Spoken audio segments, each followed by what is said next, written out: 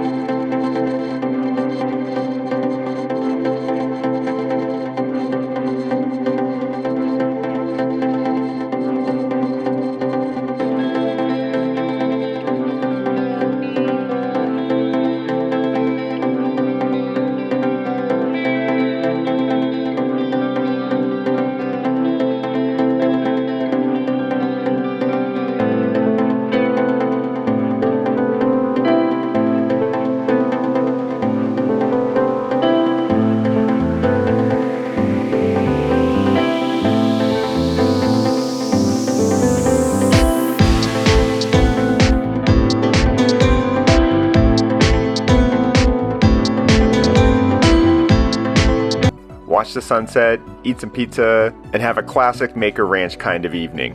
On a clear night, we'll just lay out there and stare at the stars.